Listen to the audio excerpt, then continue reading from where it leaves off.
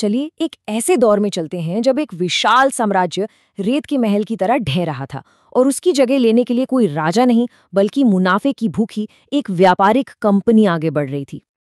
तो सवाल ये है कि ये हुआ कैसे, इसकी जड़ें कहाँ थीं? खैर, ये कहानी शुरू होती है 18वीं सदी के भारत से, जहाँ ताकतवर मुगल साम्राज्य अपनी आखिरी सांसें गिन रहा था। तो हुआ ये कि 18वीं सदी की शुरुआत में जो इतना बड़ा और शक्तिशाली मुगल साम्राज्य था वो एक बीमार बादशाह की तरह हो गया था और इस कमजोरी ने पूरे भारत में सत्ता का एक जबरदस्त खालीपन, एक वैक्यूम पैदा कर दिया था। देखिए, महान और ताकतवर औरंगजेब के बाद जो भी शासक गद्दी पर बैठे वो इतने कमजोर और सच कहें तो नाकाबिल थे कि इतिहास ने उन्हें बड़े ही अजीबोगरीब नाम दिए हैं। ये विशाल साम्राज्य को एक साथ जोड़े रखने में पूरी तरह नाकाम साबित हुए। तो जाहिर है जब केंद्र में कोई ताकतवर शासक न हो तो साम्राज्य बिखर ही जाता है। और ऐसे ही उथल-पुथल वाले माहौल में एक ऐसे खिलाड़ी के आने का रास्ता बना जिसकी किसी ने कल्पना भी नहीं की थी। पर ये नया खिलाड़ी कोई राजा, कोई सुल्तान या कोई सल्तनत नहीं थी। ये कुछ बिल्कुल ही अलग था। और यहीं पर कहानी का सबसे दिलचस्प मोड़ आता है। ये समझना बहुत जरूरी है कि भारत पर कब्जे की शुरुआत ब्रिटेन की सरकार ने नहीं की थी। नहीं, ये काम शुरू किया था मुनाफे के लिए बनी एक प्राइवेट कंपनी ने। तो सवाल उठता है कि ये हुआ कैसे? एक मसालों और कपड़ों का व्यापार करने वाली कंपनी पूरे उपमहाद्वीप पर शासन कैसे करने लगी?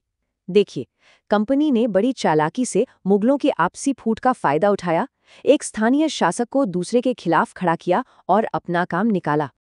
साल था 1717। एक अंग्रेज सर्जन ने उस वक्त के मुगल सम्राट फर्रुख सियर का इलाज किया। अब सम्राट इतने खुश हुए कि उन्होंने कंपनी को व्यापार में इतनी जबरदस्त छूट दे दी कि ये उनके लिए, समझ लीजिए, एक जैकपॉट ही था। यहाँ पर हमें रॉबर्ट क्लाइव की रणनीति को समझना होगा। ये कोई सीधी लड़ाई नहीं थी, नहीं, ये एक पूरी साजिश थी, एक धोखा था जिसमें उन्होंने नवाब के ही सबसे खास आदमी मीर जाफर को अपनी तरफ कर लिया था। और बक्सर की लड़ाई के बाद तो खेल पूरी तरह से ही बदल गया। कंपनी को बंगाल में टैक्स वसूलने का अधिकार मिल गया, जो उस वक्त भारत का सबसे अमीर सूबा था। इसका मतलब क्या था?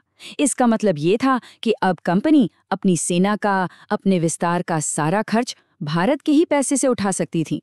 कमाल की चाल थी। तो अगले 100 सालों तक कंपनी ने भारत का जबरदस्त आर्थिक शोषण किया। और जब शोषण हद से बढ़ जाता है तो नतीजा क्या होता है? एक बहुत बड़ा, एक हिंसक विद्रोह। इस विद्रोह की कई वजहें थी जो धीरे धीरे सुलग रही थी। वो चर्बी वाले कारतूस, दशकों से चले आ रहे भारी भरकम टैक्स, अंग्रेजों का वो रवैया कि वो हमेशा विदेशी ही बने रहें, और ऊपर से ये डर कि वो सबको ईसाई बनाना चाहते हैं। और फिर 10 मई 1857 को मेरठ में ये सारा गुस्सा एक साथ आग बनकर भड़क उठा। अब विद्रोहियों ने दिल्ली की तरफ कूच किया, लेकिन उन्हें एक चेहरे की जरूरत थी, एक प्रतीक की जो पूरे देश को एकजुट कर सके। और इसके लिए उन्होंने चुना बुजुर्ग और लगभग शक्तिहीन हो चुके आखिरी मुगल सम्राट बहादुर शाह जफर को। इसके जवाब में अंग्रेजों ने जो किया वो बहुत ही बर्बर था। उनकी कार्रवाई सिर्फ विद्रोह को कुचलने के लिए नहीं थी, नहीं, उनका मकसद था लोगों के दिलों में इतना गहरा डर बिठा देना कि फिर कोई सर उठाने की हिम्मत ना कर सके। विद्रोह को तो बेरहमी से कुचल दिया गया, इसमें कोई शक नहीं, लेकिन इस विद्रोह ने एक चीज साफ कर दी। ईस्ट इंडिया कंपनी का राज अब और नहीं चल सकता था, उसका अंत तय हो चुका था। तो अब ब्रिटिश सरकार ने सीधे मामले को अपने हाथ में लिया। उन्होंने कंपनी को खत्म किया और भारत पर सीधा शासन शुरू कर दिया। यहीं से एक नए दौर की शुरुआत हुई जिसे हम सब ब्रिटिश राज के नाम से जानते हैं। प्रशासन का ढांचा तो बदल गया, अब वाइसराय थे, इंडियन सिविल सर्विस थी, लेकिन एक बात जो नहीं बदली वो थी शासन की असलियत, नियंत्रण और आर्थिक फायदा। ये दोनों चीजें अब भी ब्रिटेन के ही हाथ में थीं, बस तरीका बदल गया था। लेकिन कहते हैं ना, हर चीज के दो पहलू होते हैं। उसी विद्रोह की राख से एक ऐसी चीज ने जन्म लिया जिसकी अंग्रेजों ने शायद कभी कल्पना भी नहीं की थी। ये बात बहुत गहरी है, इसका मतलब है कि जिस पश्चिमी शिक्षा को अंग्रेज अपने शासन को मजबूत करने के लिए लाए थे, उसी ने भारतीयों को स्वतंत्रता, समानता और राष्ट्रवाद जैसे विचारों से रूबरू कराया। और इन्हीं विचारों ने एक नई जागृति की नींव रखी। और फिर तो जैसे एक पूरी लहर चल पड़ी।